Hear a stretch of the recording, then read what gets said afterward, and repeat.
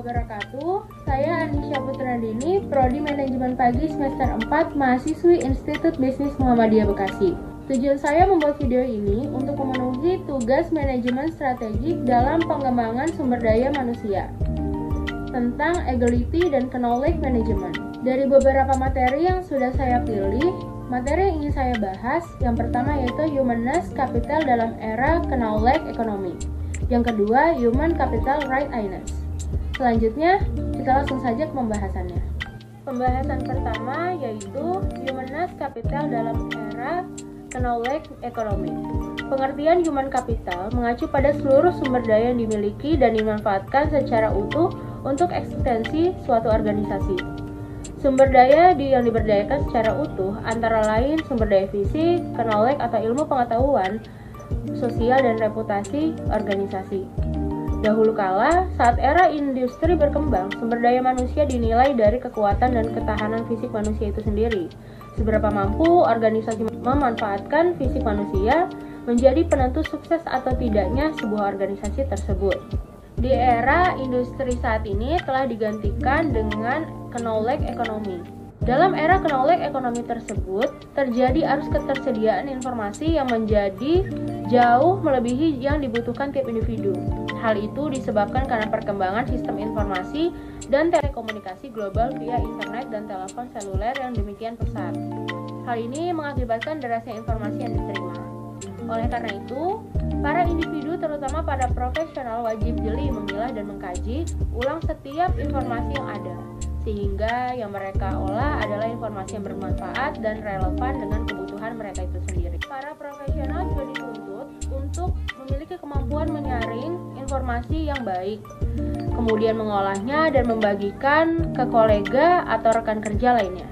Dalam tahapan manajemen yang lebih tinggi, para knowledge worker diharapkan mampu mengasah keterampilan inovasi serta mampu mensinergikan pengetahuan dan wisdom dari seluruh anggota tim yang dipimpinnya, sehingga bisa menghasilkan inovasi berupa jasa, produk, atau bisnis proses yang dapat meningkatkan profit dan keberlangsungan organisasi itu sendiri. Organisasi yang memiliki sumber daya konsisten, mengembangkan informasi dan konsisten berinovasi, dan meningkatkan kinerja organisasi secara maksimal dan terstruktur. Sehingga reputasi perusahaan pun ikut berkembang. Di sini ada dua kecenderungan utama yang mempengaruhi perkembangan knowledge economy, yaitu globalisasi dan teknologi. Ada beberapa rangkuman juga dari Van Deventer yang mengidentifikasi perubahan para era knowledge economy. Beberapa saja yang saya sebutkan. Yang pertama, pentingnya keseimbangan hukum ekonomi digantikan oleh aspek knowledge dan informasi yang saat ini menjadi aset terpenting. Yang kedua, konsep organisasi berubah. Selain itu, Van Deventer juga merangkum adanya perubahan dalam dunia bisnis. Yang pertama, kecepatan perubahan berakselerasi dengan cepat. Yang kedua, dunia bisnis menjadi arena kompetisi yang teramat ketat. Van Deventer juga merangkum pendapat Gavi yang memprediksi perubahan dunia industri akibat adanya evolusi knowledge economy. Yang pertama, tidak ada lagi konsep lifetime development. Kedua, perputaran profesi. Ketiga, teknologi canggih. Keempat, kebutuhan peningkatan kompetensi. Yang kelima, tanggung jawab pekerjaan meningkat. Yang keenam, kompetisi global. Kunci sukses yang diraih oleh suatu perusahaan yaitu pengelolaan staf yang baik. Maksudnya, perubahan memperdayakan seluruh kompetensi yang dimiliki oleh para knowledge worker. Yaitu ada tiga benefit utama. Yang pertama, perusahaan dapat memanfaatkan kompetisi yang ada untuk meningkatkan kinerja perusahaan.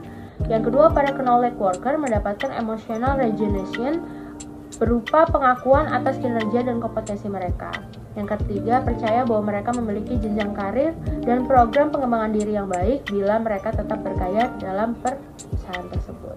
Yang kedua, penggunaan teknologi canggih. Teknologi yang canggih sangat berpengaruh untuk bisnis serta meningkatkan kinerja perusahaan juga. Namun penggunaan teknologi ini juga harus didukung kesiapan sumber informasi yang sehingga teknologi dapat dimanfaatkan semaksimal mungkin. Faktor penentu utama yang menentukan keberhasilan dan peningkatan produktivitas dari para staf perusahaan penerbitan. Antara lain, yang pertama rekrutmen.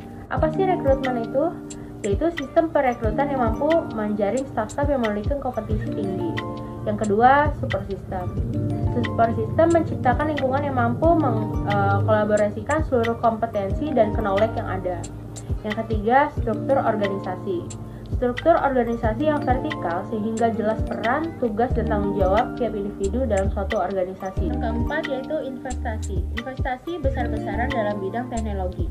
Yang terakhir, komputerisasi di segala bidang serta memanfaatkan data statistik untuk pengambilan keputusan. Dalam era teknologi dan ekonomi driven ini, kemampuan organisasi untuk bertumbuh tergantung dari kemampuannya berinovasi.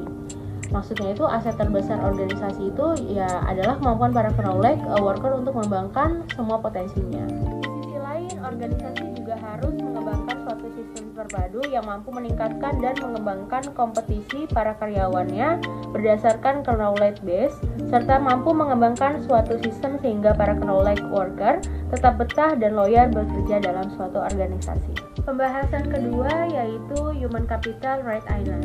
Setiap lini dalam organisasi merupakan poin penting bagi kelancaran jalannya kegiatan operasional dan bisnis perusahaan. Menilik dari tugas, fungsi, dan peran yang diemban oleh tiap divisi, penulis berpendapat bahwa setiap lini dan fungsi dalam organisasi memerlukan Human Capital Readiness yang tinggi dari masing-masing agile knowledge worker di tiap divisi. Persediaan Human Capital Readiness yang tinggi juga sejalan dengan General Strategic Objective perusahaan yang akan dicapai. Di antara lain, berkomitmen untuk menjadi partner bisnis terbaik bagi seluruh pemangku kepentingan dengan cara mengimplementasikan seluruh nilai luhur organisasi di setiap aktivitas bisnis dan kehidupan sehari-hari. Dan kemudian berkomitmen untuk mencapai kualitas kinerja secara total dan menyeluruh di seluruh area tugas. Organisasi juga diharapkan untuk berkomitmen untuk menciptakan lingkungan kerja yang dapat memberikan inspirasi, menebarkan energi positif untuk mendukung terciptanya lingkungan kerja yang positif dan proaktif, serta menjalankan organisasi berdasarkan proses yang berkelanjutan. Terdapat 5 prinsip yang menunjukkan bagaimana perusahaan menggunakan SCORE mereka untuk menyelesaikan proses manajemen kunci dan sistem untuk strategi. Menurut Kaplan dan Nonton 2021, kelima prinsip itu adalah: 1. Menerjemahkan strategi untuk persyaratan operasional. Yang kedua, menyelaraskan organisasi kepada strategi. Yang ketiga, membuat strategi untuk setiap orang dan untuk setiap pekerjaan. Yang keempat, membuat strategi bagi proses berkelanjutan. Yang kelima, menggerakkan pemimpin untuk melakukan perubahan. Selanjutnya, ada langkah yang harus disinergikan di tingkat organisasi, divisi, dan tingkat individu. Dari tingkat organisasi, yaitu mengembangkan kriteria dan karakteristik agile knowledge worker berikut worker kompetisi inti dan kurikulum inti yang sesuai. Tingkat divisi, mensosialisasikan kriteria dan karakteristik agile knowledge worker berikut kompetisi inti dan kurikulum inti dari setiap lini dan atau departemen yang ada. Kalau tingkat individu itu sendiri, menyusun dan menampilkan kualitas kinerja berdasarkan kinerja dan karakteristik agile knowledge worker sesuai dengan kompetisi inti dan kurikulum inti. Sampai saat ini belum memiliki alat untuk mengukur Human Capital Readiness atau HCR perusahaan, sementara HCR merupakan pengukuran kinerja kesiapan daya manusia dalam rangka meningkatkan kinerja perusahaan. HCR dapat menjadi alat bantu bagi manajemen SDM untuk memastikan bahwa semua keputusan SDM mempunyai kontribusi langsung pada implementasi strategi usaha dalam rangka mencapai tujuan perusahaan. Pembahasan terakhir dari materi Human Capital Readiness ini ada rangkuman permasalahan dan alternatif solusi. Berikut skemanya. Langsung saja saya jelaskan. Yang pertama ada current situation dan internet situation. Current situation ini kebutuhan program pengembangan yang spesifik, kebutuhan peningkatan keterampilan layanan pelanggan, dan peningkatan kebutuhan kemampuan komunikasi. Kalau internet situation itu ada implementasi IDP, peningkatan kompetensi di seluruh area, peningkatan kualitas kepemimpinan. Lalu mereka saling berkaitan dari current situation menuju internet situation, lalu ke alternatif solusi. Mengembangkan PMS atau Performance Management System, mengembangkan kompetisi inti dan kurikulum inti, dan mengembangkan budaya sharing. Demikian materi yang sudah saya sampaikan, semoga bermanfaat. Sebelum dan sesudahnya, saya ucapkan terima kasih. Wassalamualaikum warahmatullahi wabarakatuh.